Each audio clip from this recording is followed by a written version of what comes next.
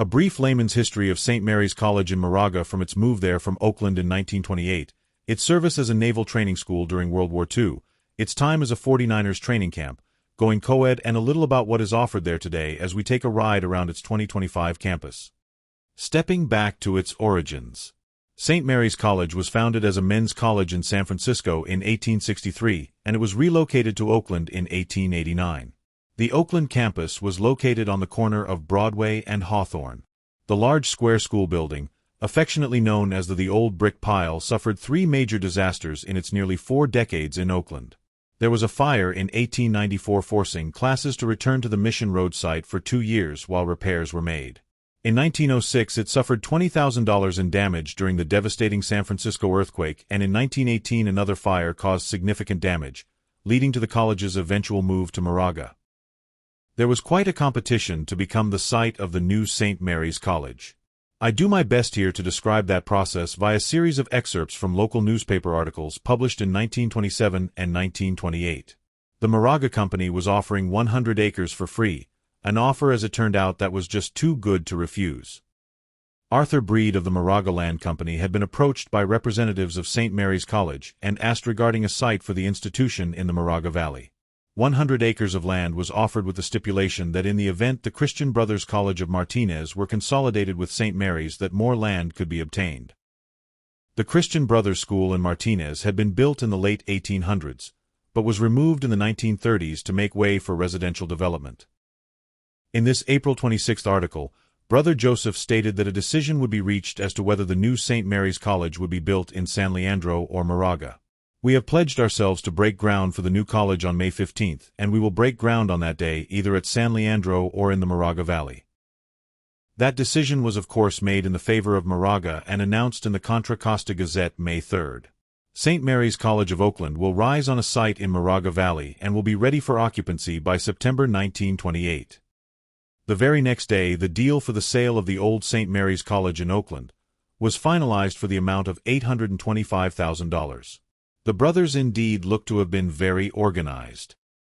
Brother Joseph announced that the first 5 units of the college was going to cost approximately $1.5 million, while the completed institution was going to cost around $3 million.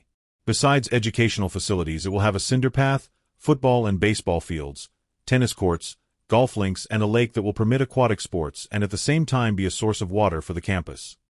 Fast forwarding to August 15, 1928, the new college had been completed and was described by its architect John Donovan in these glowing terms. A pleasant 30-minute ride from the center of Oakland into Contra Costa County and through the Moraga Valley brings one to the new St. Mary's College at St. Mary's, California. The ride itself is picturesque and the scenery conducive to many pleasant thoughts and anticipations. Someday this time will be shortened, for tunnels are contemplated which will penetrate the mountains connecting the valleys on either side, so it will seem as though it is only a step from the enlarging East Bay community to the college. In another article published a few days later, this clip described how students there would be learning the art of living. Underlying the education imparted by the Christian Brothers at St. Mary's College is the conviction that the art of living can be taught and learned.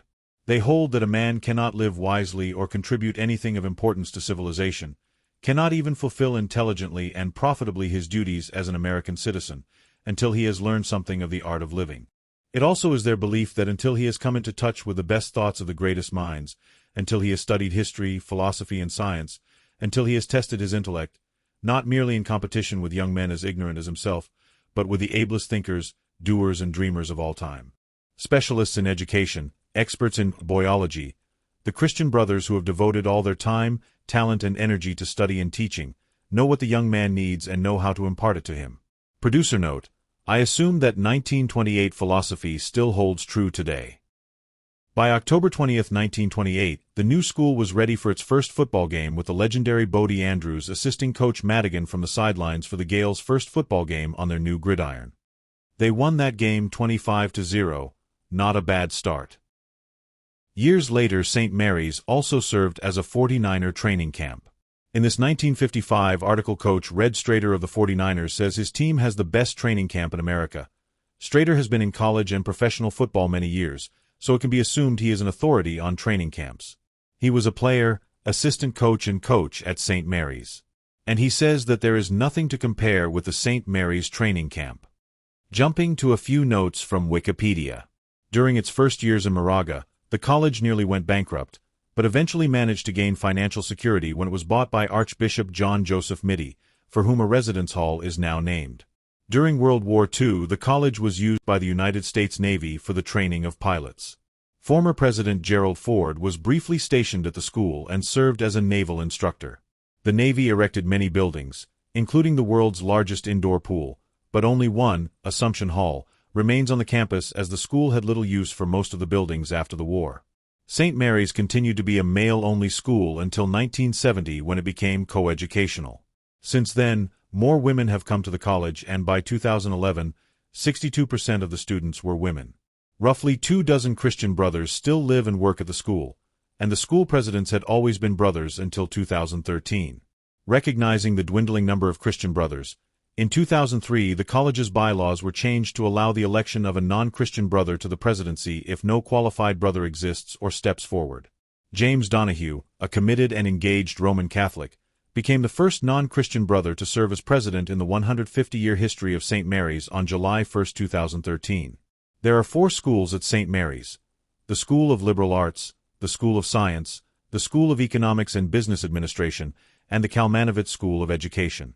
St. Mary's College is a liberal arts institution, and the majority of undergraduate students are in the School of Liberal Arts. However, the most popular major is Business Administration. This is followed by Psychology, Communication, Kinesiology, and Accounting. Ending with a few shots from the East Bay Hills project of the Sacramento Northern at St. Mary's. The shelter at St. Mary's College was erected by the college to match the mission-style buildings of the campus. An east view of Sacramento Northern 652 and the last freight train, February 28, 1957, shows the distance from the shelter to the revised main entrance that is still used today. Almost 10 years earlier in 1948, SN 661 makes its way hauling freight over the same grade crossing in this east view. And that accounts for this week's Corridor History session. As always, please don't hesitate to let me know what I got wrong, as that's all part of my learning process. Many thanks for newspapers.com, Wikipedia, the East Bay Hills Project and the web, photos and video from the producer Mark Harrigan. Thank you for watching.